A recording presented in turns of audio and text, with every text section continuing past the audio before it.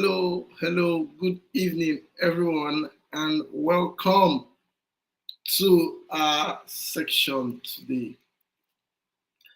We've had a whole lot of things about and I can tell you it's been nothing short of amazing.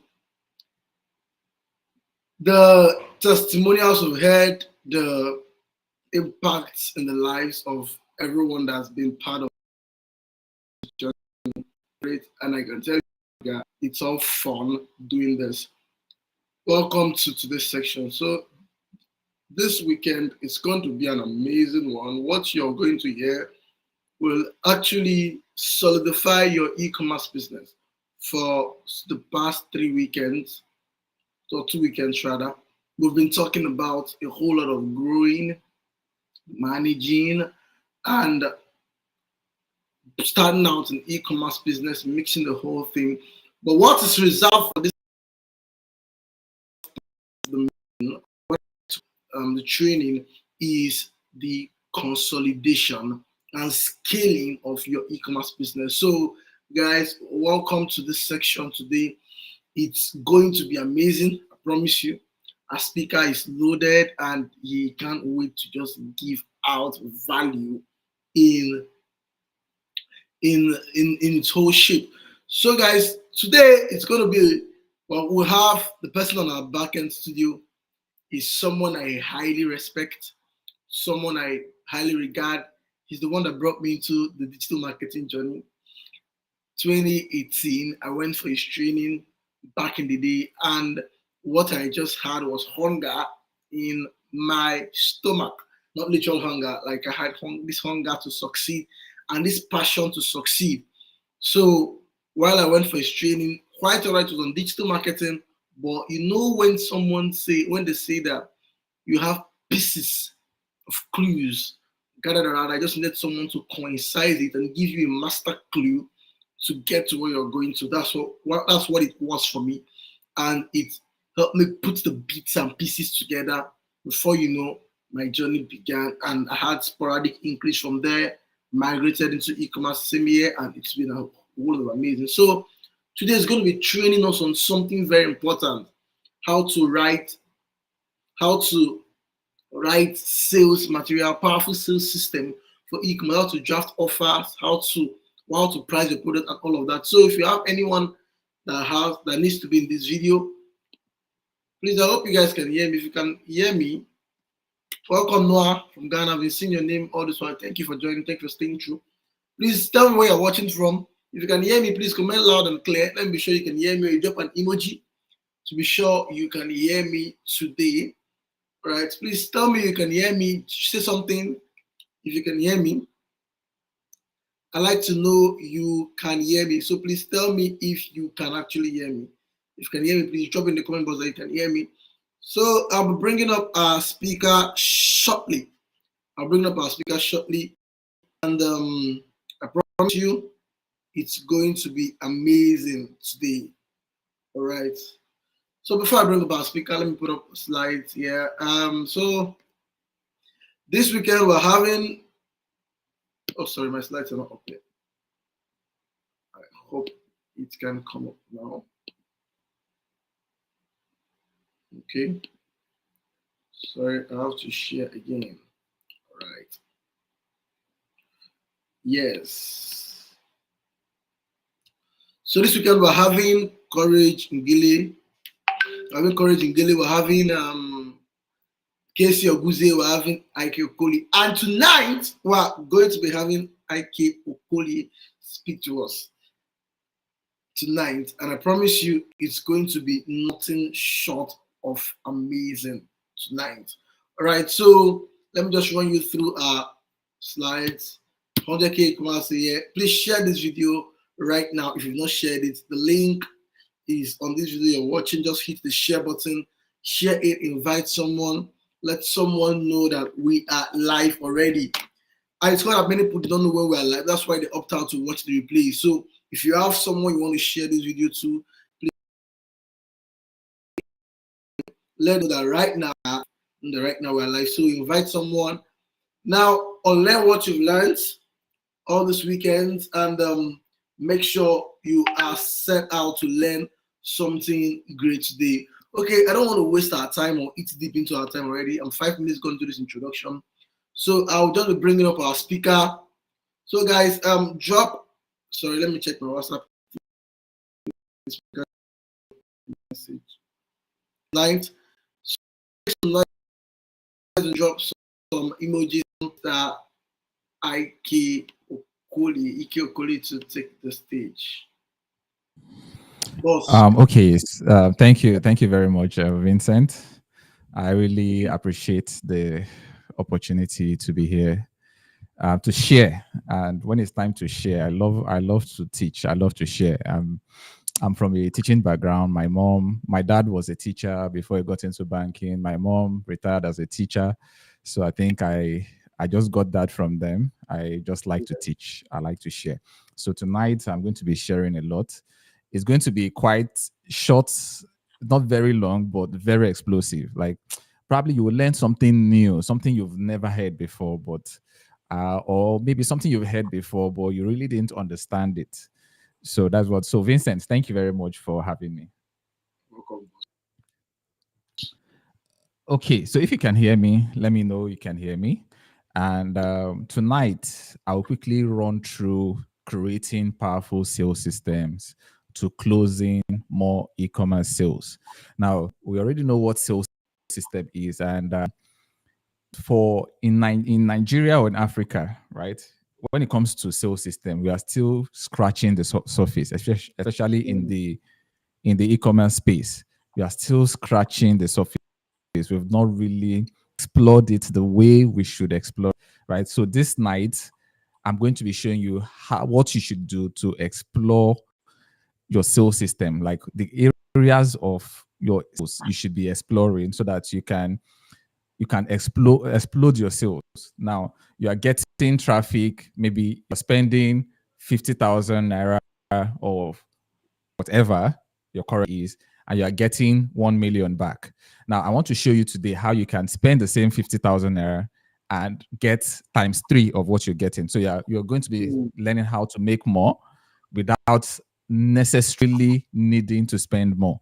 So those are the things that we are going to explore tonight. It's going to be really, really valuable. I promise you. So just stay and watch me. So if maybe you're coming from my own side, from my audience, let me know in the comments that you're coming from that side, and let me just know those that actually followed me here.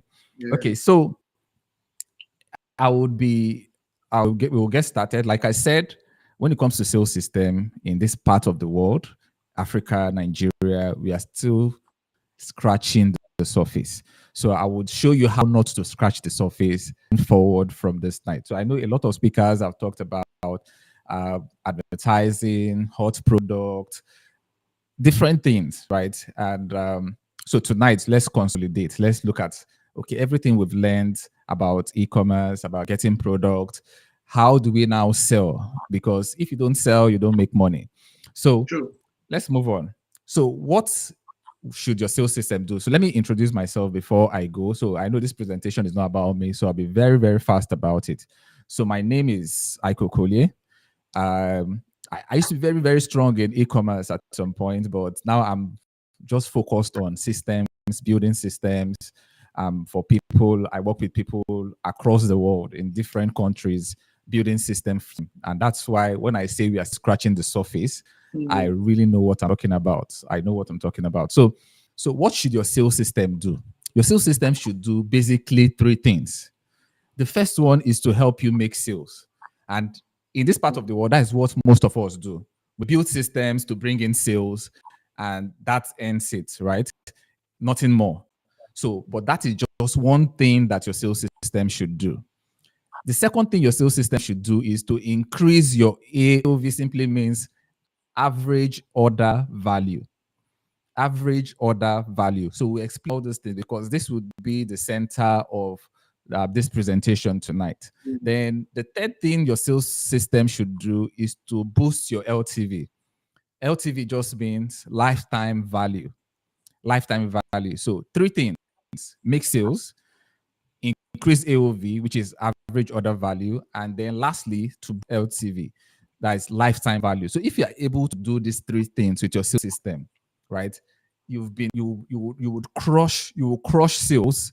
And while other people are trying to spend so much money to make more, you will be spending so much money. You'll be spending more money to make more money, right?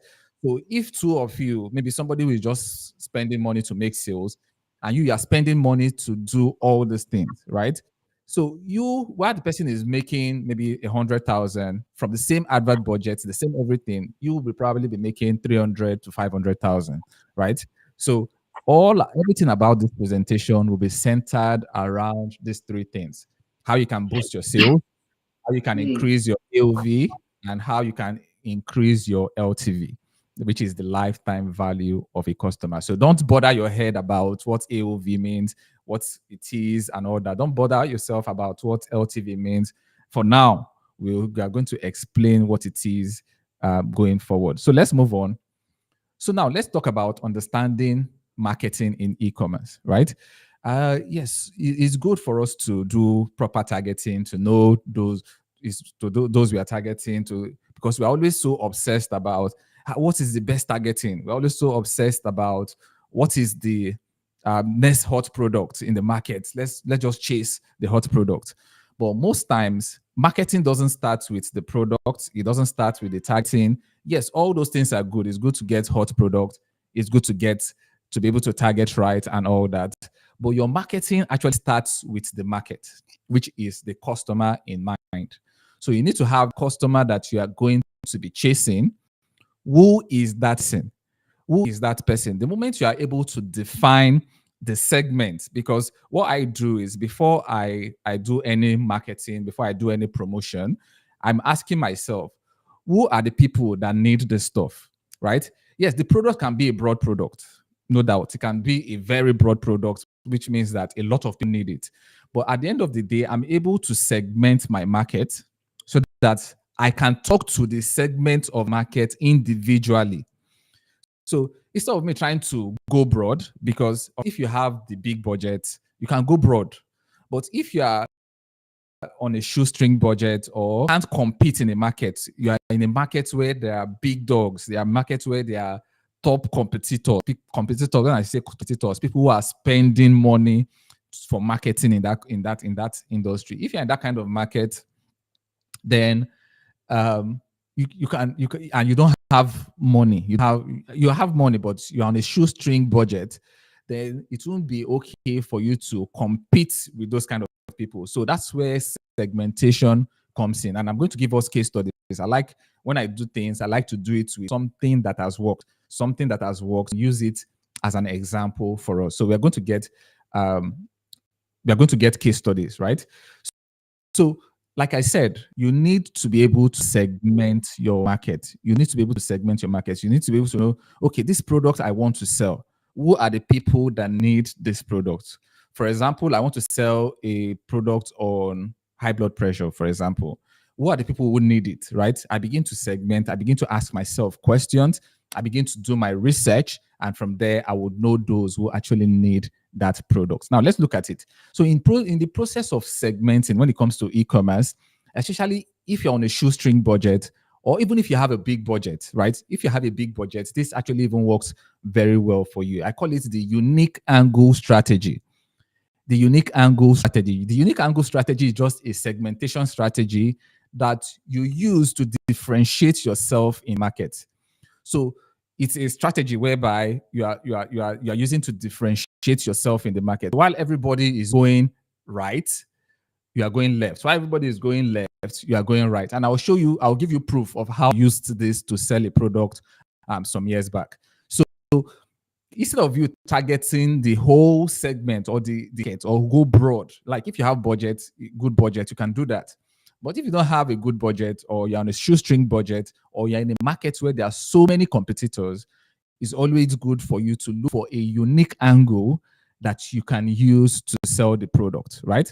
So you might want to segment your market based on gender. Gender is, oh, this product is for men and women, but I decide to target just women so I can speak the language of the women, right? Because if you are selling to a woman, it's different from when you're selling to a man, right? Most times we men, we bring logic into certain things, right? We want to buy stuff, we are bringing logic into it and all that. But for women, most times women buy based on emotions. So if I want to sell something and I'm trying to target men and women at the same time, it's not going to make sense, because when I'm targeting men, I should be using logic. When I'm targeting women, I should be using emotions, right? I can segment based on gender. So, for example, if I want to sell a beauty product, for example, yes, there are some men who do skincare routine and all those stuff, skincare routine, beauty routine, and all those beauty things, right? But the major part of the market who do those things are women, not men. So I will just pick the language of those women and just segment my marketing, or take my marketing to that angle, right? I can I can target also based on status, right? There are people who have money, the rich. Maybe I want to sell a product and I want to target the rich. I will begin to use words like exclusive, unique. You know, the rich, they like when it's exclusive. When they hear exclusive, they don't mind the price, because it will be as if you are selling that product to just them, right? Or the people who have what you are selling that product to, they are not so many, right? So I can target based on status. I can also target based on problems, right? A product, a lot of people can have a problem, right? But the way they respond is different, or the way you would attract them will be different. Yeah, they have the same problem, but the way you attract them would be different. For example, if you are selling a weight loss product, for example, a lot of people have weight loss problems, right? There are men who have weight issues. There are women that have given birth who have weight issues. There are women who are not giving birth who have weight loss issues. All of them have different problems, right? Yes, they want the same solutions, but they don't have the same problem. So if you're trying to target everybody with that product, saying that weight loss is for everybody, right? You're going to have, yes, it might work, but there might be some, especially if you're in the market where there are other big dogs trying to sell in that market. Also, you can do your market segmentation based on location. Looking at the location, so you speak the language of that location. So I'm trying to sell a a product that reduces stress, for example. Then I'm looking at all the locations in Nigeria. The first location that will come to my head is Lagos, right? Then I will speak the language of Lagosians. I will speak the kind of things in my marketing. I'll speak the kind of things that Lagosians can relate to. So that I'm basing my marketing, I'm putting my marketing based on location, and that location is Lagos. It's Lagos. So this is how you come up with unique angles that you can use to sell your product. Like I said, if you are in a broad market, you can go broad. You can just do it broad. I mean, you have if you have enough budget, a very big budget, you can go broad. Now, there's this product, Infinix, and the way Infinix and Techno they segment the market is a very very good example of this unique angle. Now, it's the same person owns Infinix, the same person owns Techno, but they are trying to base their market or their marketing to different audiences. Now, Infinix is yes, more of storage and use. It's more powerful, right? It's more rugged, right? Yes, more of storage and ruggedity, right? Then Techno is more of camera, right? So they are selling Techno based on the camera. Come on this, come on that. They are selling Infinix based on the storage, based on how rugged it is, right? So that is the unique angle. The same person. So even if you have a big budget, you can still segment your market. Let me show you a product that I sold some years back. This product did millions of naira, right? And the product is called Vibro Shape. And this was, I think, 2020, 21 or so, 2020, 21, right? And by the time I was done selling this product had already done over 6 million naira. And guess what? At that time, I didn't even know how to scale an ad. So I was just running the ad without even knowing how to scale. If it were to be now, I'm sure I would have done so much more than that amount in sales if I were to be stocked today. with the knowledge I have today, because then I was just spending $5 a day all through the period I sold this product. So that $5 a day was bringing about 6 to 10 orders on a very good day, 10 orders on a very bad day, maybe 4, 5, 6 orders, right? So now, when I saw this product, when I was selling this product, believe you me, I'm not exaggerating, over 15 people were running ads for this same product. I'm not capping. Over 15 people were running ads for this product. So when I wanted to enter into the market myself, how can I get a unique angle for this product? So before, yes, I saw the product, I loved it, I wanted to sell it, but before I jumped into the market, I did my research, I based my research on the market, right? So how can I come up with a unique angle for this product? So I began to think, I began to brainstorm and all that. I began to think, I began to brainstorm. Then I wrote out all the people that would probably need this product, all the segments of the market that would need this product. So I came up with the beer man, somebody that has taken beer for so long. His tummy is now very big because this product was like a shaking weight loss product, right? So my first market was the beer man. I said, okay, this beer man, he has taken beer for a very long time, and now his tummy is really big and he needs to lose that belly fat, right? My second part of the market was 40 plus women with children. So somebody who has given birth and is done giving birth, but the tummy has just refused to go in. Then I looked at obese people, then new and nursing moms, so people who just gave birth. Then the ailing man or woman, so people who have maybe terminal diseases and all that. So now let me explain what was playing in my head while I was mapping out all the segments. Now, for the beer man, if you want to sell these products to a beer man, it's not the same thing that you would tell the beer man that you tell a new mom, right? They want the same results, but they don't want to hear the same things, right? So if I'm telling a beer man, for example, that you can lose weight after childbirth, right? It doesn't resonate with him. If I tell a woman who has just given birth that you can lose weight after because you've drank beer for the last 15 years, is disturbing you, is doing this, is doing that, so you need to actually burn that belly fat, she's not going to resonate with it. So it's always easy when you base your marketing towards just one person. Now, guess the market I finally chose. Out of these 5, the segment I finally chose was new and nursing moms. So I created my marketing targeting just this segment of the market. So that way I was, despite the fact that over 15 people, or if not 20 people, were selling the product every day, my marketing was different. So all of them were selling weight loss, belly fat, and all that. So I decided to actually, everybody was going left. I decided to go right. So I based all my marketing to new moms, new and nursing moms. So women who just gave birth, right? And this is how this thing now played out. So I began to speak their language because I looked at their pains. What are the things they are going through? This particular segment of the market. I looked at they just gave birth. They want me to go back almost immediately. You know, the way we do it in Africa, where your mom would come and begin to massage your tummy, most of them don't really like it. So they want something else to do that for them, right? So something else instead of that massage. Then most of them don't like tying. They will use wrapper to tie their tummy and all that. So many of them don't like it.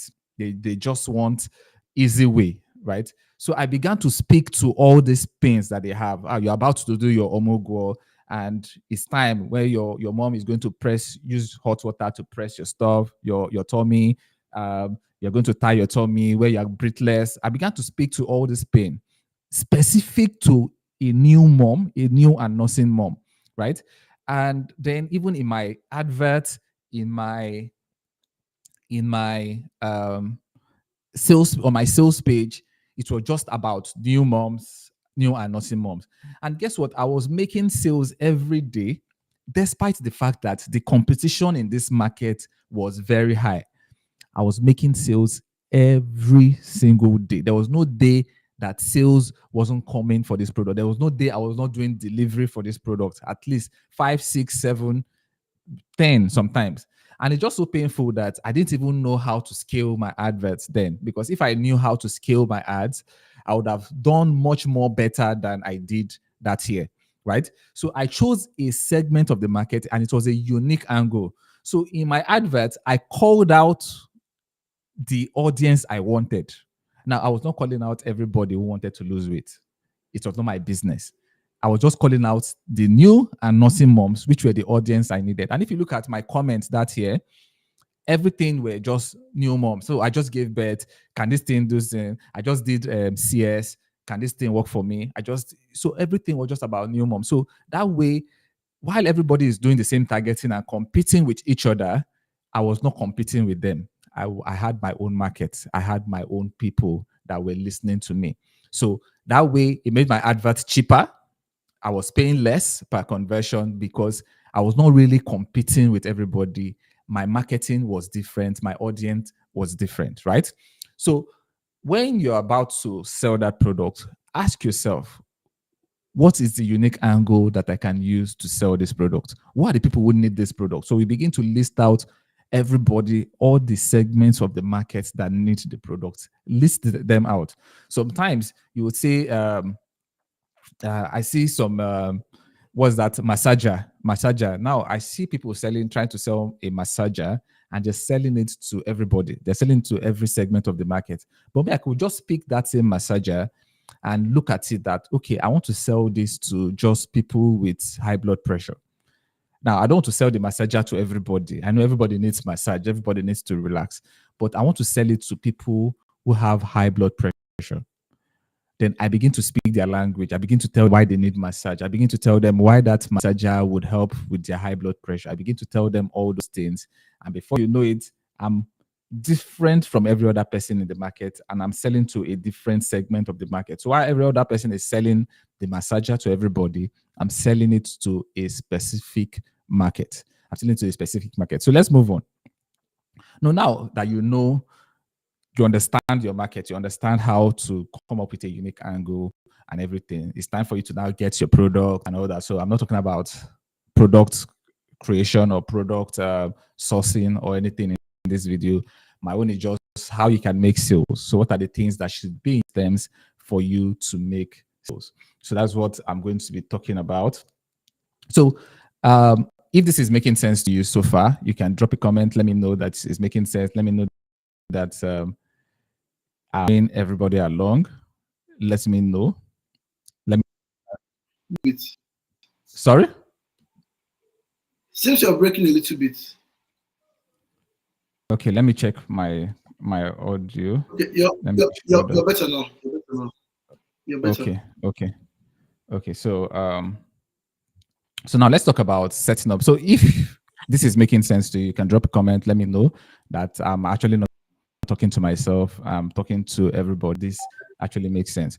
Okay, so drop a comment. Let me see the comment.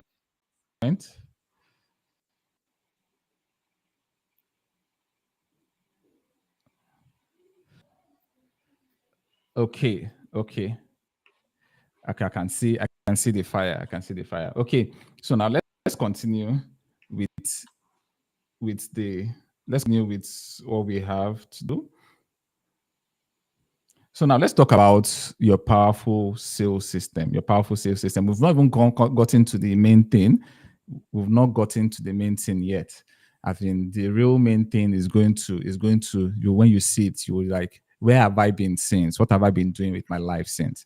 So setting up your super powerful marketing system. Now let's talk about that shortly. Okay, now, so your marketing system is just simply your online salesperson. So you have a product, you want to sell the product, and then you don't know anything about, let's assume you don't know anything about the internet, and then you recruit salespeople to help you sell the product. So you recruit salespeople.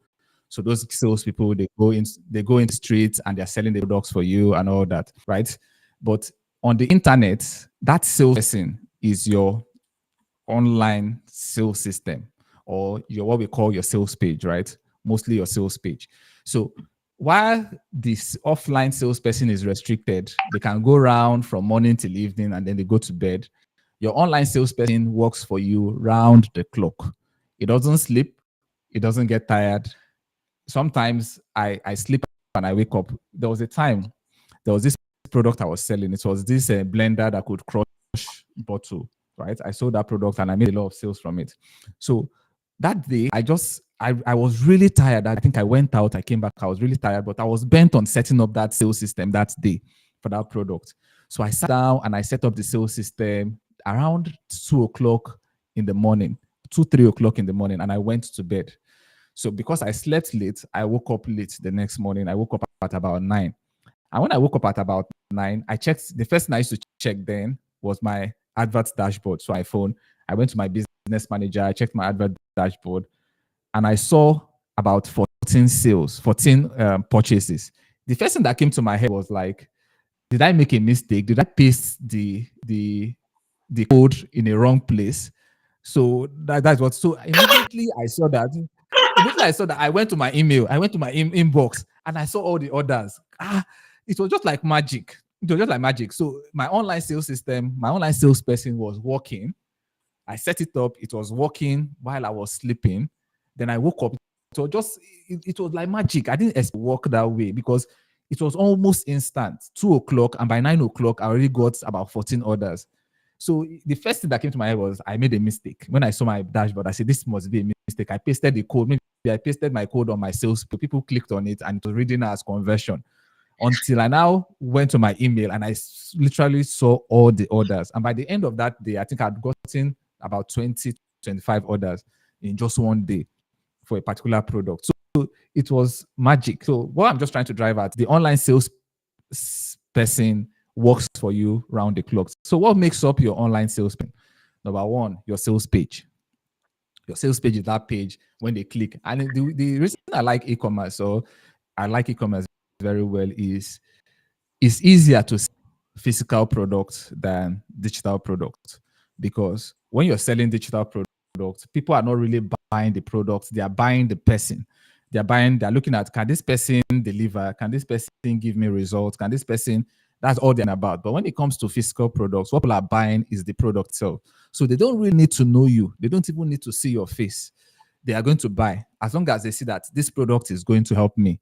Maybe they've seen a demonstration of the product. They've seen how the product works. For example, I want to sell my mic right now. If I want to sell my mic, all I just need is to pick the mic and do a demonstration for them, and they will buy, right? So it's always easier to sell physical products than digital products, right?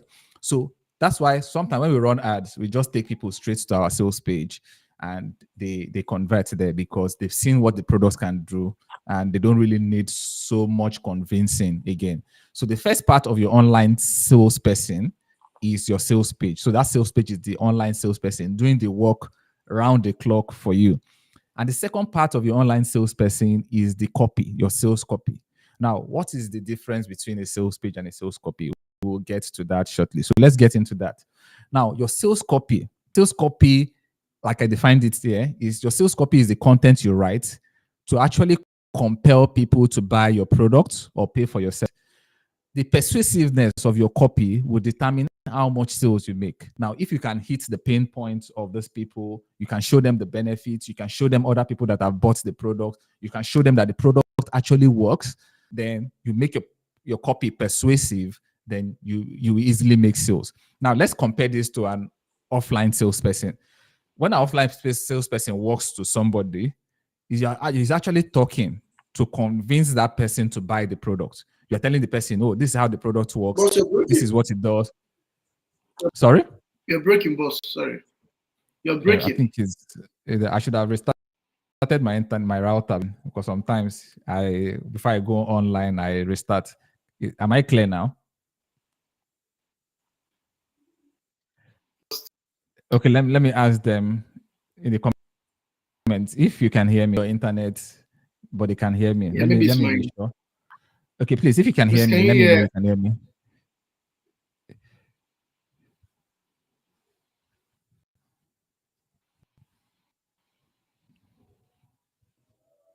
If you can hear me, let me know in the comments that you can hear me. me join. Can Let's get the we, feedback. if let's get the feedback.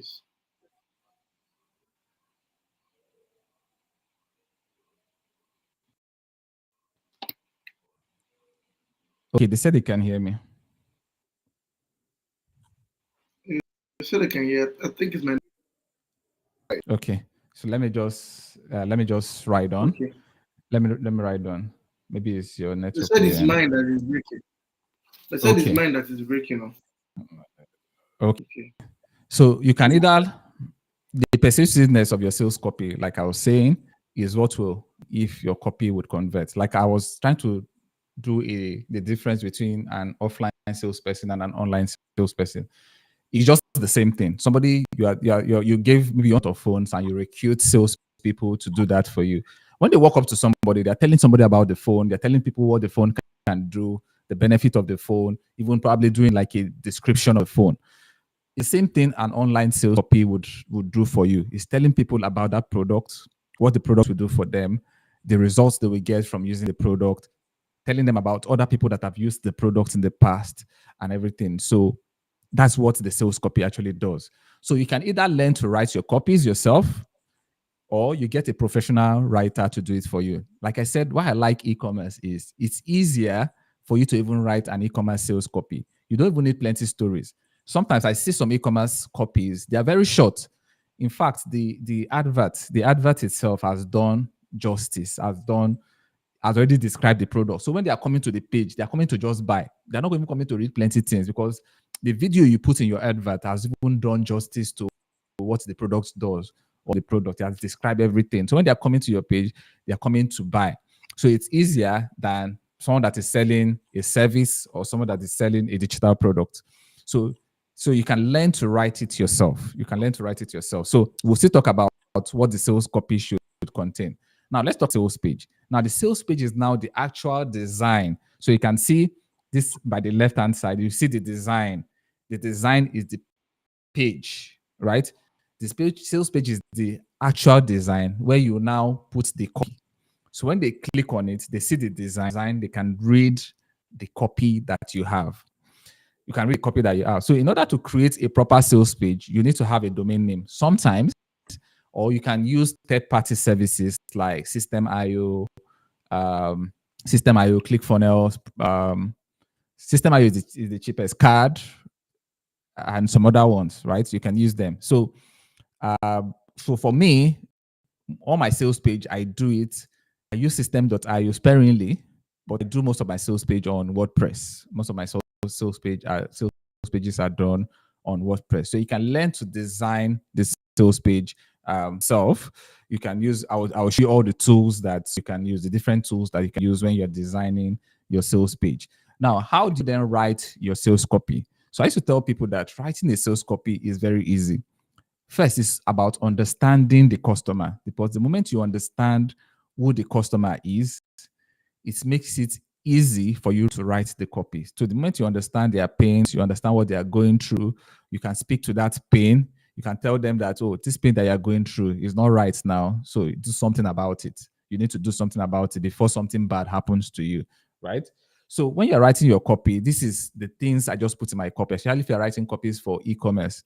So first, I want to discover the pain of this person. I want to discover what the pain of this person is. So what is their pain? So when I was selling that, I was looking at, okay, what is their pain? I started writing out all their pains. That vibro shape. I started writing, okay, this new moms I want to sell this product to. What are their pains?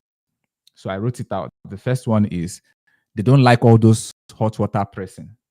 The first pain is they want to get back in shape. As in, they just gave their tummy is big, so they want to get in shape as fast as possible. That's the first one. Second is they don't like all those hot water pressing, right? They don't like it. They don't like to tie their stomach. They don't like all those things. So, actually, all these Gen Z new moms, right? All these new moms, they don't like all those kind of things. They don't like all those pains. So now I'm presenting them with a product that will make it easier. It will help them get the results, but still take away what they are feeling, still help them get back into shape, help their tummy come back into shape, right? So, but without all the pains that comes with it, without all the this. And sometimes, because also most of them, they are nursing a new baby, they won't even have the time to go to the gym, except those that have gyms in their houses. Most of them will not even have the time to go to the gym. So this actually takes away all the stress, all the pains and everything. So I describe the product, I describe their pain. I tell them the implication of not solving the pain. So what's the implication of not solving it? So if you don't solve this pain right now, this is what will happen to you. So if you don't buy this product right now, they're going to press your tummy. If you don't buy this product right now, they're going to tie your tummy. You will be breathless. So I begin, if you don't buy this product right now, that problem, that big tummy will still be there. And you'll be looking like an old woman after 6 months. But it's not right. So these products will actually help you take away that pain. So I tell them the implication of not solving the pain. Then I give them their desire and their aspiration. So what is their desire? Their desire is to get back in shape. So if you want to get back in shape, this is the product to help you. If you want to look like, maybe I can now start naming some popular people that actually got back in shape and all that. If you want to be like this person, if you want to be like this person, that's their desire. Then their aspiration. So aspiration is, I used to tell people that the why of the why. So for every solution, for every problem you want to solve, there's always a why behind it. Take it or leave it. You want to make money. The reason is not because you want to make money. There's a why behind you wanting to make money. It might be that you want to fund your school. You want to be able to fund your school. It can be that you want to be able to take care of your parents. It can be that you want to be able to send your siblings to school. It can be that you want to be able to travel the world. It can be that you want to, there's always a reason behind why we do certain things. And that why is the reason people buy products. That's why. That big why is the reason people buy products. People don't just want to lose weight, or people don't just want to lose weight. What is the why? What is the main reason they want to lose weight? For example, women that want to lose weight, they want to look good. They want people to, when they are walking on the streets, eyes should turn and look at them in admiration. They want their husbands to have eyes for only them and them alone, and no other woman outside, right? They want to look. So that's why I begin to tell them, this is why. Get it, so that all these things will happen to you. You'll be walking down the street and people will turn, they're going to look at you and all that, all those stuff. So I put all those things in my copy. I put all those things in my copy and then get these people to buy. Another thing I put in my copy is the benefit of the product. So beyond telling them about the pain, implications, desire, and aspiration, I begin to tell them specific benefits of the product. So one of the benefits I told them about the VibroShape product was that when the VibroShape starts working, there's a button you press, it starts producing heat. So that hot water that they would have been using to press them, the product can also do it. So the product produces heat on its own. And so that was one of the benefits. Another benefit was that they didn't really have to go to the gym, especially since they are nursing babies. They are nursing mothers. So they don't really have to go to the gym because they will not have the time. Because babies take a lot of your time. They take so much of your time. Then testimonials and feedback. So one thing you should be able to do is try as much as possible to get feedback from your customers. If your product works, get them to give you feedback. Get them to give you how the product is working for them. So if you can put testimonials and feedback, is fine. So this is one thing I usually do then. So in case I was not able to get testimonials and feedback from customers, this was what I did. If the product was a very popular product, I go to Amazon and I check for reviews on Amazon, right? I check for reviews on Amazon and I screenshot those reviews and I put on my page that this is what people are saying about this product, especially if it's the same product, right? I screenshot it and say, okay, this is what people are saying on Amazon about this product. So feedback is important because feedback is what will get some people to trust the product because they want to see that other people have used the product. So that means the product is working. Then another thing I do is compare and contrast, which is my price justification. That's how I used to justify the price. So when I was selling that VibroShape product, the product was also on Amazon, right? And it was selling for so much more on Amazon, right? I was selling it for about 20K then, because of course things were cheaper, advert was cheaper, things were cheaper then. So when you're selling 20K products, you can even be making as much as 15K profits or 10K profits then per product. So I went to Amazon. I looked for the product on Amazon. I screenshotted the product with the price on Amazon. So on my own page, I showed them this is what this product is selling for on Amazon. I showed them the dollar fee. I did the conversion for them. That so if you had to buy these products from Amazon, this is what you have been paying. And that is even minus the shipping costs. But I'm not even telling you to pay that money. Pay this small money and you're going to get it way cheaper instead of going to buy it from Amazon. And because I picked it from Amazon, which is a popular website that they know, it was easy to convince them. I was able to convince them to now buy the products because they now saw it as, if you're selling at this price on Amazon, that means very expensive. Let me just buy it from here. Then finally, you do your call to action. So if you do everything and there's no call to action in your copy, then your copy is useless. So at every point in time, put call to action. Call to action is just, what is the next step? You want them to order. Click here to order now. Click here to order now. Put it in about 5 places on your page. That's call to action. Make sure you put it because some people, they're already convinced when they saw your ad. So they are just coming to the page to buy. So if you take your call to action down, they will scroll and they're like, there's nothing, they will leave. So at the top of the page, put your call to action. In the middle, when you say something important, put the call to action. When you say again, put the call to action. So that, because people will be convinced at different points of your copy. They'll be convinced. Some people will read down before they are convinced.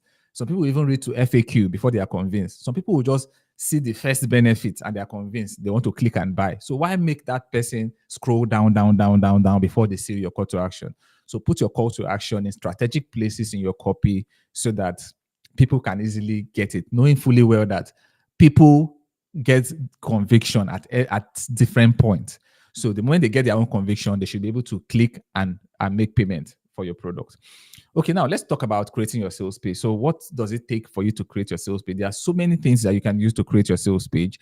I won't be going, because if we go into that, we'll use all the time, right? So there are different things you can use. The first three, I have, you use Thrive Architect, you can use Elementor, Profit Builder, ClickFunnels, System IO, Kajabi.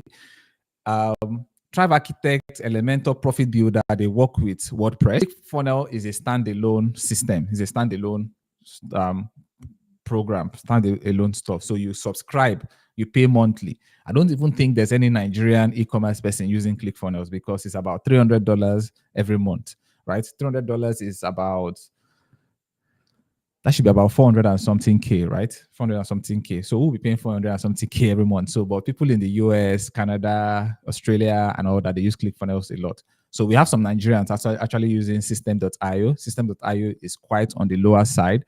So you can subscribe and use their system, build your pages and all that. So the beautiful thing about all these tools, for me, I like to use Thrive Architect. I've been a Thrive Architect man since 2015. 2015, yeah. I've been using Thrive Architect, so I'm more comfortable with Thrive Architect. I use Elementor once in a while. I've never used Profit Builder. I've used ClickFunnels for clients, but I've not used it for myself. I've used System.io for myself and for some clients. I've used Kajabi for some of my clients. There are so many other ones. There are so many of them. So many of them. So you can use any one. The tool is not important. It's not as important as the strategy, right? A lot of us, we fixate a lot on the tool and we miss out on the strategy. So get the strategies first, and then you can get the tools later. You can talk about learning the tools later, but the strategy is more important than the tool itself. Now, let's talk about something. Let's not get into the average order value, right? Average order value. Let's get into it. And what is average order value? Now, we've talked about the sales page, right? We've talked about the sales copy. We've talked about the sales page. It's the sales part of things. Now, that is the sales part of things. And that's what a lot of people who are into e-commerce do. They make the sales, they run ads, they make the sales, and that's where it ends, right? But there's much more to making sales, because you can make much more if you do things properly. Now, let's talk about the average order value and how it is calculated. Your average order value is calculated with the formula total revenue divided by the number of customers you're able to attract, maybe from your ads, right? So, for example, if your product is sold for 100 naira, for example, per piece, and you get 2 orders, your AOV, which is the average order value, is 200, which is the total revenue you've gotten from the 2 orders. That is 100 times 2, divided by the 2 people the two people who bought, which is the two orders, right? So 200 divided by 2. So that means the average order value is 100. Is 100. Now, for example, how can you increase this average order value without really increasing your budget? So, for example, if I'm selling this 100 naira product and every day I sell 10, let me say I sell 10. That means every day I'm making 1,000 naira. That means I'm selling 10. Now, logically, if I want to move from 1,000 naira, which is 10 pieces every day, to 20 pieces every day, logically, is for me to increase my advert budget, right? It's for me to increase my advert budget. But if you understand what the average order value is, you will know that if you want to increase from 10 to 20, you can increase that. You can increase, if you want to increase, let me not say from 10 to 20. If you want to increase your revenue from 1,000 to 2,000, you can do that without necessarily increasing your advert budget. How? It doesn't make sense, but it's going to make sense shortly. So how do I take it from 1,000 naira in revenue every day to 2,000 naira in revenue without increasing my advert budget? So maybe my advert budget is 15 naira. So logically, if I want to take it from 1,000 to 2,000 in revenue, 2,000 naira in revenue every day, is for me to increase my, logically, it's for me to increase my advert budget from 50 naira to 100 naira. But what if I can spend that same 50 naira and instead of making 1,000 naira in revenue, I'm making 2,000 naira? Let's look at it. Let's look at how it is. So how do you increase your average order value? So when people come on your sales page, they are hungry to buy. They are coming. They want to buy the stuff. Now, if you look at the image at the left-hand side or the right-hand side of my screen, you're going to see that this person is selling one product, but he's trying to sell 4 pouches. He's selling 3 pouches, he's selling 2 pouches, and he's selling 1 pouch. Now, he's now showing you that, see, if you buy 4 pouches, you'll be buying it at $14.95 for one. So times 4. If you are buying 3, you're going to be buying it at $16.95 per one. But if you are buying 1, you're going to be paying as high as $21.95. Now, what is the idea behind this thing? Let me tell you. Now, if you are selling a product, for example, you're selling a product for 20,000 naira, for example. So a 20,000 naira product, for example. Now, probably you are doing free shipping. You are doing free delivery. Let's call it free delivery. You're doing free delivery. So people will buy, their delivery is inside the money. So let me assume that you are spending 5,000 naira for delivery. That means let's remove other costs. We know that there are other costs, there are advert costs and everything, but let's just assume that there's no advert cost.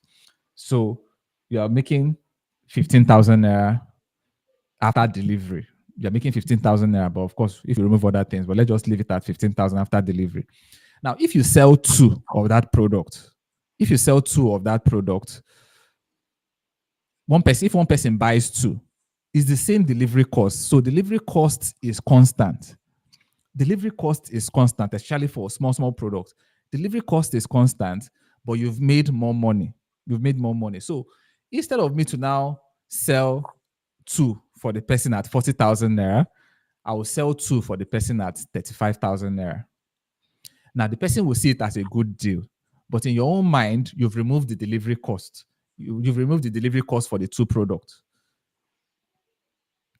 I don't know if that calculation is clear. You've removed the delivery cost for the 2 products. So instead of a person paying 40,000 naira, they're now paying 35,000 naira.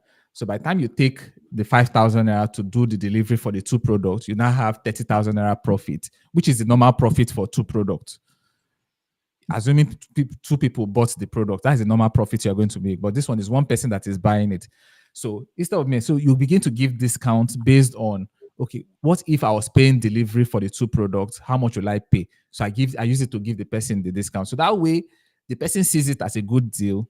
You also see it as a good deal. So it's a win-win. The person is getting discount and you're also getting discount. So when I was selling this Vibro shape, I did something like this. And guess what? Somebody will see it. It will like, oh, one piece is 20,000 naira, but two pieces is 30,000 naira.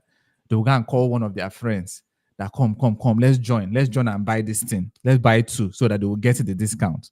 So that way it's looking like they're cheating me, but of course I'm making more money. So that way I've been able to one order, but I've been able to increase my revenue from just one order.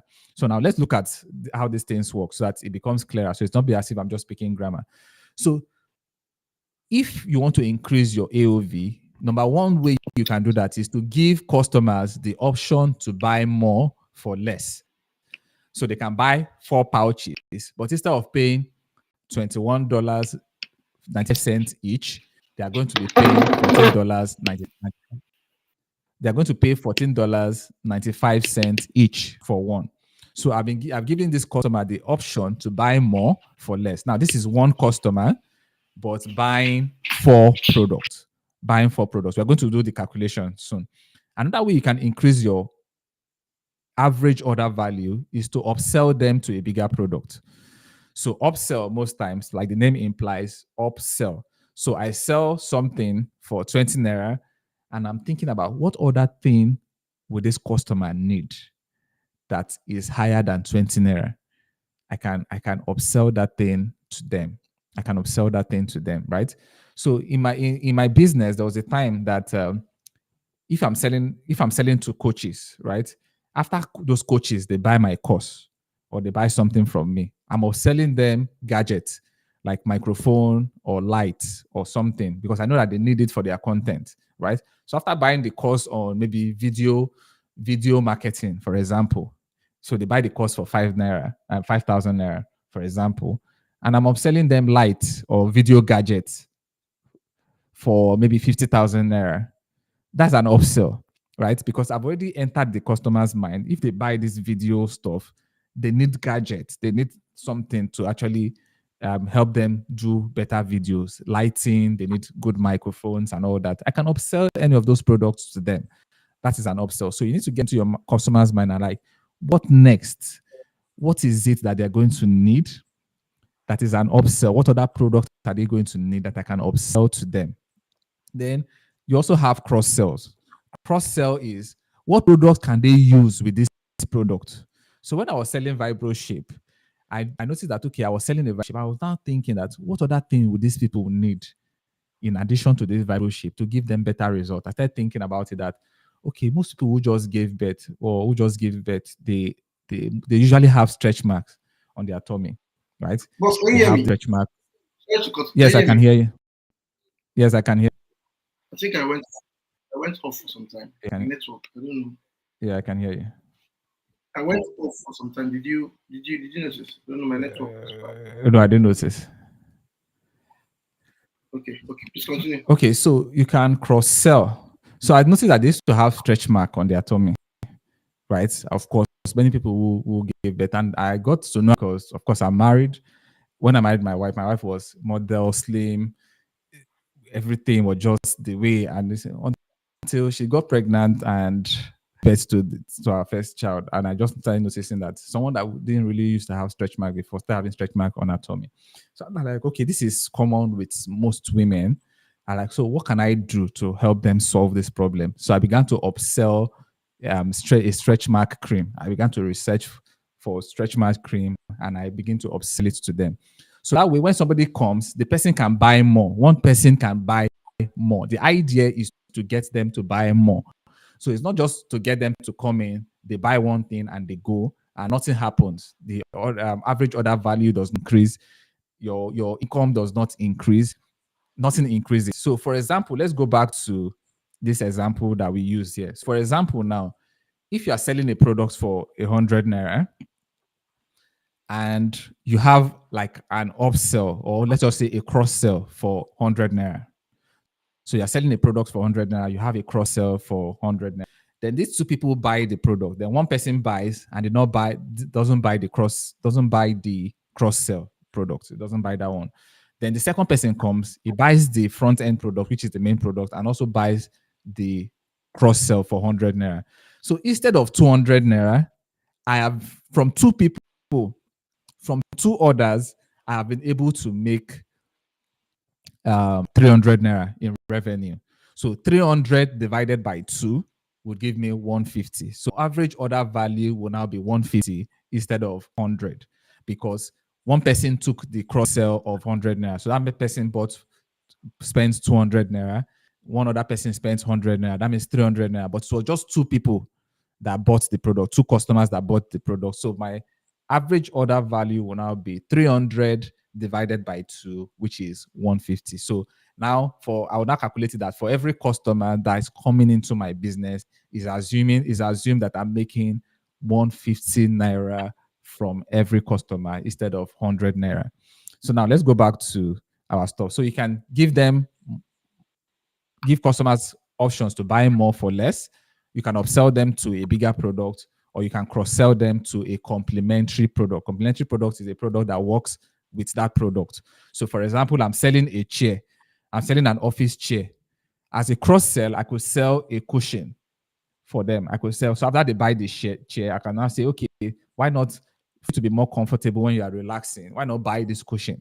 So you put it at the back of your chair so you can be more relaxed when you are sitting on the chair. That's a cross sell, right? That way, I'm trying to increase the value. I'm trying to increase my order value so that I can make more money. So now let's talk about the lifetime value of a, like they used to say, like we used to say in marketing, it is easier to sell to an existing customer than to acquire a new one. And it's a fact. It's easier to sell to somebody that has bought from you before than to sell to somebody that has not bought from you before, right? Especially if that person got value from the first sale, right? So it is easier to sell to an existing customer. And that's where the idea of the lifetime value comes in. Let me tell you a story.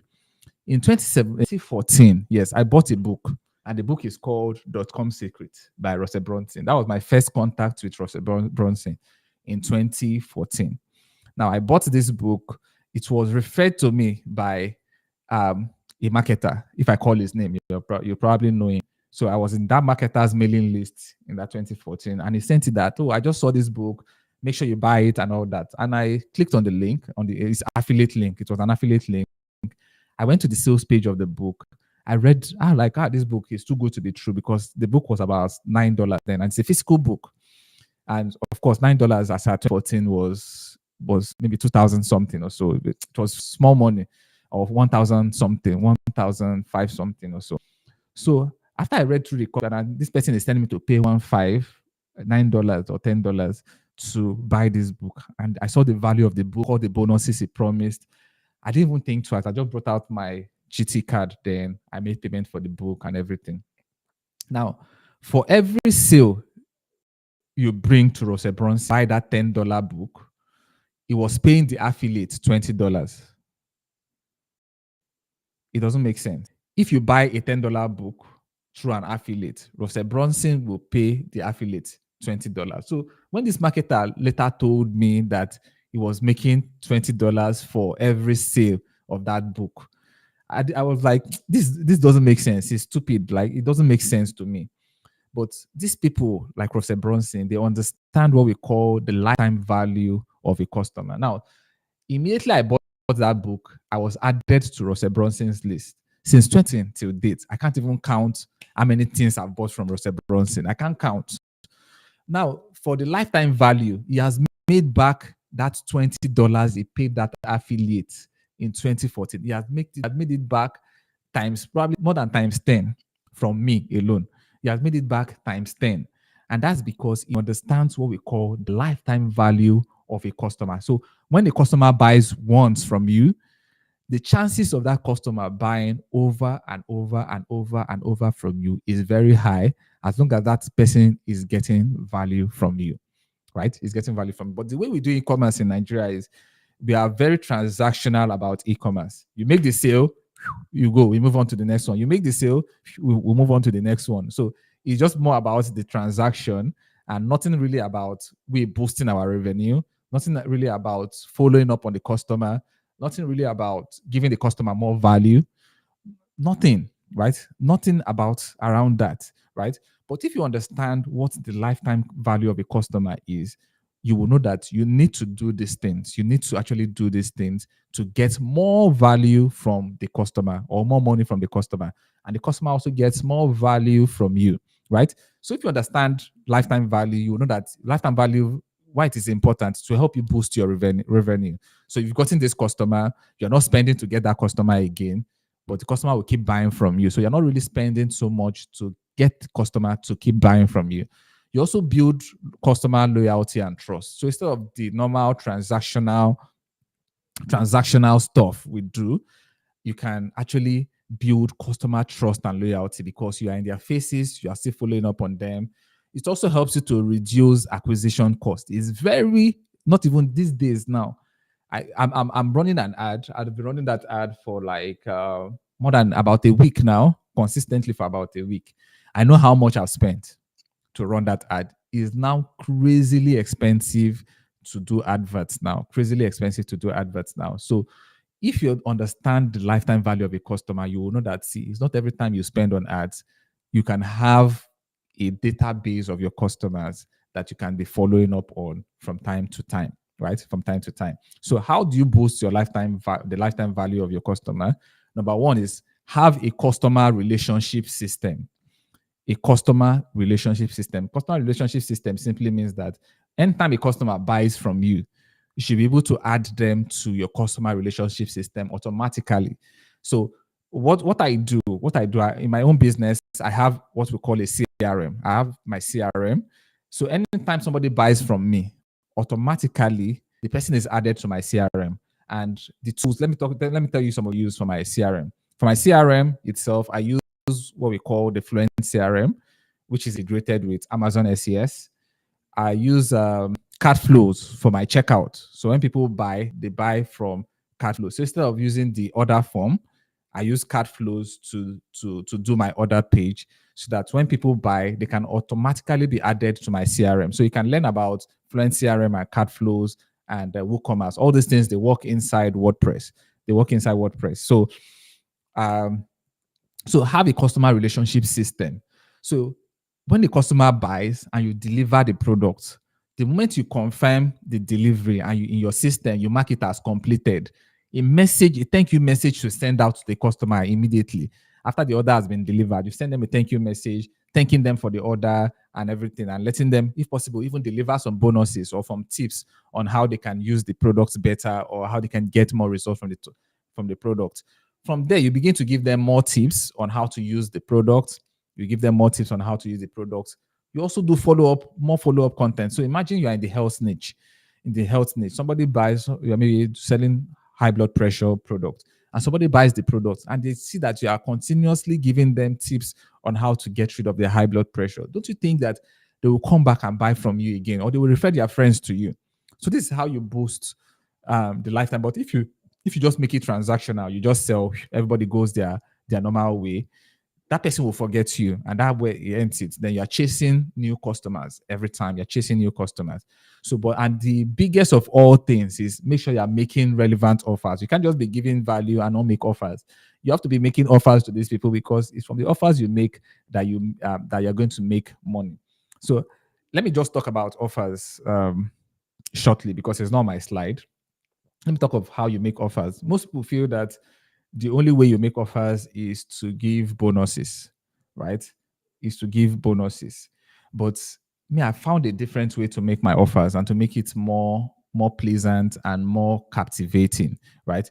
Yes, it's good to give bonuses, but in creating your bonuses, in creating your extras, right, or your bonus, make sure that that bonus is relevant to the customer. And what do I mean by relevant? For every sale you are trying to make, think about it. There's always an objection going on in the head of the customer. There's always an objection. And for some, they might just feel that they will not get results from it. Different objections is going on in their head, like why they should not buy this product. A spirit is telling them, see, because of this reason, you remember you've bought product like this before and it did not work. Don't buy this product. So those things are going on in their head. So what I do with my bonuses is I try to get into the head of my customer and know what objections they'll be thinking about. What is it? Let me use my own niche now. I work mostly with people that are coaches, high ticket coaches, right? And when I want to get these people, so many things will be going on in their head. So many things is going on in their head. Why they should not buy from me? So many things, right? Then I begin to think about those things that are going on in their head. Is it that they feel that they won't be able to do this, or this will not work for them, or they feel that it's too difficult, right? So, for example, I'm telling somebody to create systems, and they're thinking about, or maybe telling somebody to do webinars, for example, and they're thinking about how would they write webinar content, how would they come up with content for webinar, how would they're thinking about all those things. And the moment they think about those things and they let that thing overshadow their thoughts, they're not going to buy my products because of those thoughts. So when they're thinking about how would I start creating my webinar content, this person is saying is talking about webinars. I will not tell them that, see, you don't have to start creating everything from scratch. I have a webinar script I'm going to give you. So instead of spending 7 days to do your webinars, you can use 3 days to do it. You can use, I say 3 days, you can use 1 hour to do it. So that way, that objection of, I'm going to spend time to write webinar scripts is already off their head. So that way, I've now given them a bonus that will show them how to do it in record time. Then I think about another objection. What other objection would they have? I come up with another bonus that will help me crush that objection. So that is the way I make my own offers. So that's why when I make my offers, it's always relevant to them, because as they are thinking about why they should not buy the product, I'm giving them a bonus on why they should buy it. As they're thinking about why they should not buy the product, I'm giving them another bonus on why they should buy it. Before you know it, I've closed the customer and I've made the sale. So that's how you make offers. So let's do a quick recap of what we've done today. Um, we'll talk about unique angle. We'll talk about that your marketing starts with you. We'll talk about unique angles. Um, unique angle and everything. We've talked about, we did a case study of this. We did your online salesperson. We talked about that. We talked about your sales copy, your sales page, how you can write your sales copy, what you can use to create your sales page. We've talked about order value. We've talked about how you can increase your average order value. We've talked about the lifetime value of the customers with some examples. So now it's time for us to take questions, right? I didn't think I would stay this long, but Amazing. it's okay. Yeah. Now it's time for us to take questions. I think it took extra. No, no. So we're going to take questions now. Please, you can send in your question. Please send in your questions if you have questions. I don't know. Questions are not coming up. Please, if you've got questions, send in your questions. Let me type that. We're just going to take 3 questions and. Oh, my video is not live. Sorry. I thought my camera was on. Please send in your questions. I don't know why my camera is not coming up.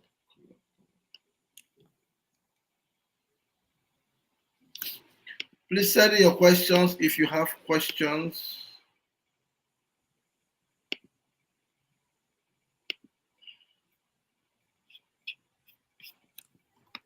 I don't really know if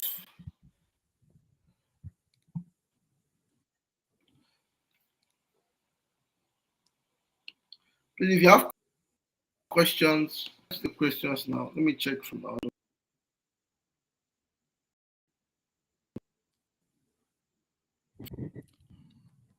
So please send in your questions. Please delaying the questions or something. Whoa.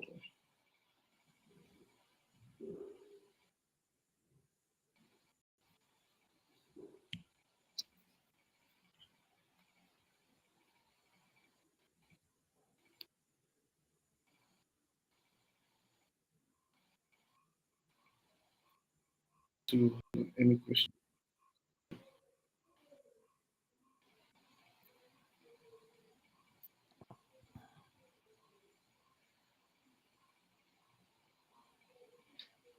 Okay, so if there are no questions, okay, okay, I think we have one question here. Someone said, apart from, I don't know, these questions are not displaying in the studio anymore. I'm not going to read it out. Someone said, apart from Okay. bonuses, what other types of offers can we create for physical products?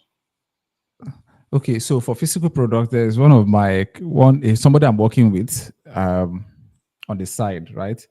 I'm working with on the side. So she sells things for women, right? For breastfeeding moms, and she sells things for breastfeeding. So when she's ordering for the product, she orders for um, tiny other products, right? Tiny other products that breastfeeding moms would need, and those products are just maybe $1, less than $1. So she'll order them, and then she will package it as a bonus. She'll package it as a bonus and give them. So if you buy this, for the next 10 people who buy this product, we have 10 pieces of this that we want to use as giveaway for you, right? So this is only available because it's just 10 pieces that we have. So after the 10 pieces of this bonus, we don't have any other bonus again. So you can look for tiny other products that are not so expensive. So and just add it to your product. So when they buy this, they get this. But make sure that it's relevant. Is relevant, right? Okay, It's relevant. amazing. Yeah. So I think we answered that question. For some weird reasons, questions are not popping up here. So it's actually very, very difficult to read Okay. from here. There are some questions. I'm seeing some questions. Uh, Okay. Someone is asking, thanks for the great lecture.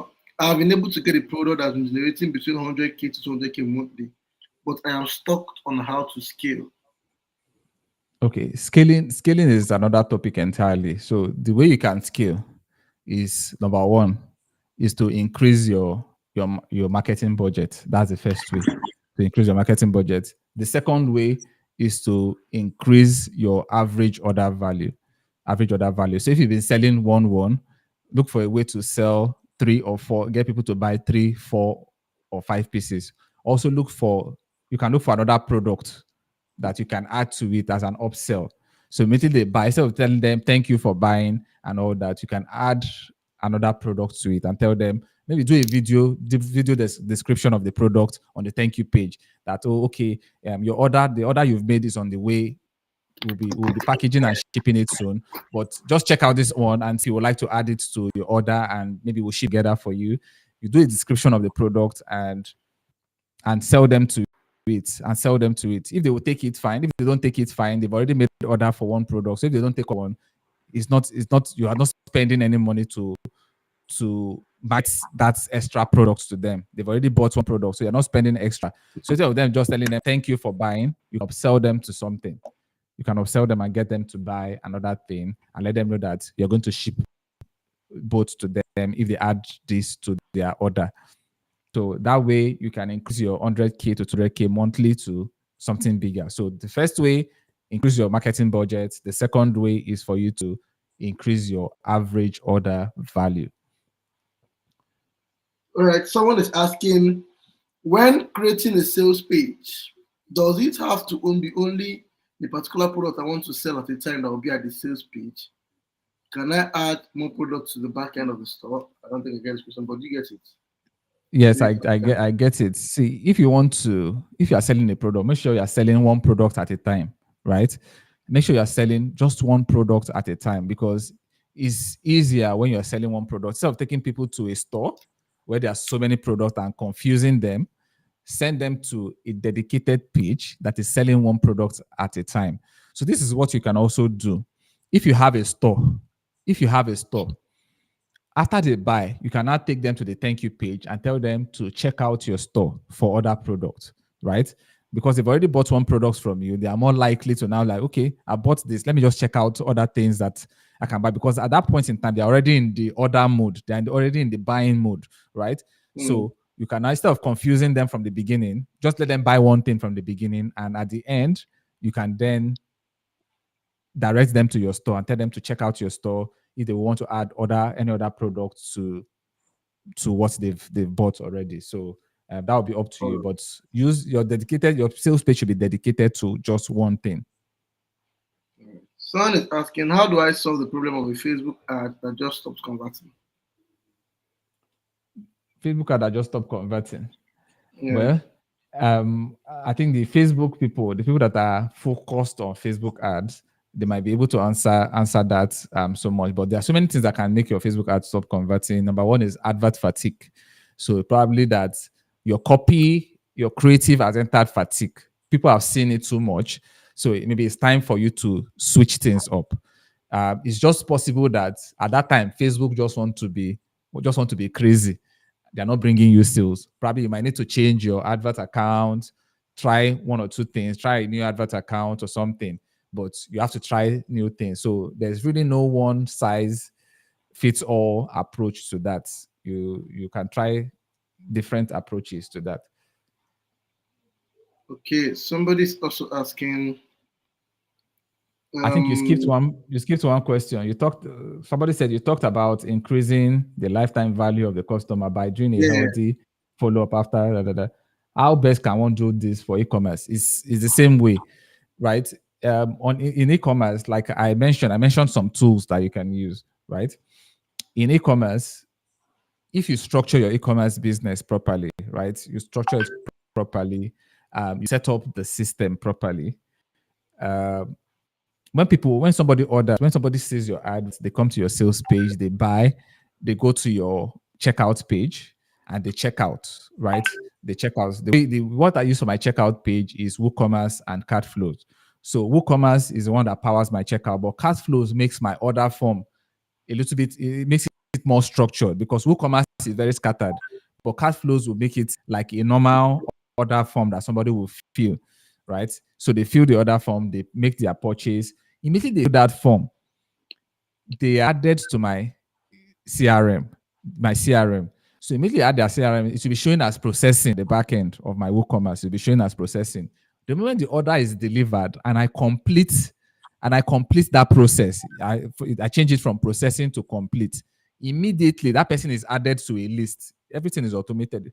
Is added to a list and a message sends out to them, maybe like a thank you message sent out to them immediately. So the same way it works for digital products is the same way it works for e-commerce. As long as people are buying stuff, it's it's people that are buying the stuff, it's not ghosts. So whether it's digital or physical product, it works almost the same way. It works the same way. So if you can begin to make research about this thing, because if we go into card flows, all those things, a lot of people's head will burst this night. So it's good you take your time, you make research about it. I've talked about it already. Make research about card flows, WooCommerce, Fluent CRM. If you don't know about WordPress, because everything works, WordPress is what powers all these things. So you need to install WordPress, then learn about Fluent CRM, about card flows. Then I integrate it with Amazon SES. You can also integrate it with Zoho. Zoho, they have something like that. You can integrate it with any other, but Amazon SES is just the cheapest. For Amazon SES, my last month's bill for sending emails was less than $2, less than $2. So it's actually very cheap. So, but it's just that they are very tough. They are very, very easy to get approval with them, but it's actually very cheap. So, any other question? yes. So, say I do a physical product on car keys, and in most cases, I will need the customer keys to do amazing customization of the application. But how to go about creating the funnels or running ads? So I don't understand the physical product, but if it's a physical product works almost the same way. If you need to be in contact with the customer, they make your order, you call them to know where their location is, you go to their location and install whatever you need to install on their keys and get your money. So it works the same way. As long as it's people that are buying the stuff, it's good. So if you have to go to the customer's location, you can still follow the same process, have your sales page, tell them about the product. When they make an order, you call them and know how you're going to meet them to close to do whatever you need to do for them and collect your money. So that's it. So Moses says, how can I get herbal products with NAFDAC approved? Well, I'm not into herbal product. I think Vincent will be able to answer that, or people who are into products will be able to answer that, but I'm not into herbal products. So I will not be able to answer that. So I think that's the last question. Yeah, that's the last question for today. Thank you so much, boss, for agreeing to do this with us today. It's been long one, longer than usual. But thank you for sticking around to do this with us. We want to sincerely appreciate your turning up and accepting our invitation. Thank you so much. So I'll be exiting I'll be taking you out of the studio now so that you can. All right. Thank Like, you. so thank you so much, guys. You could drop emojis for him. You can connect with him on Facebook. OKOLIE. He's mostly not active there. But maybe you can connect with him there and messages. Thank you I'm so there, much. but I'm there, but I'm not active. You're But I'm active, there. I'm on yeah, Facebook yeah, every day. yeah. All right, chill. Boss, I take care. Good night. All right. All right. Good night. All right. Okay, guys. Thank you for staying with us today. Tomorrow, we're going to be having Courage. Mr. Courage talk to us tomorrow. And if you know him, he's going to be very powerful. He has more than 60,000 subscribers on YouTube. He has massive followership on Facebook and on Twitter too. Also, he's done a lot of programs and courses, and he has let a lot of people make shit loads of money online. So, guys, I'm going to see you tomorrow. Thank you for turning up this night. Thank you for staying on the call for more than an hour. Thank you for not touching the dial. If you've not hit the like button on this video, please hit the like button on the video. But the person I talked about products, I cannot recommend a plot now for many reasons I don't want to mention here, but please, I don't want to recommend anybody because it's a very dicey terrain to tread. Please, if you've not started, look out for other niches and leave health niche alone. I have my reasons, which I don't like to say here, but just leave health niche alone. I do not recommend personally. Yes, I do not recommend. I can say it anywhere. Thank you so much for staying and doing this with us. Tomorrow, 7:30 p.m. Hit the like button if you not hit the like button, and I will see you tomorrow. Thank you. The play will be up. Make sure to share to someone to watch, and catch you out tomorrow. Good night, everyone.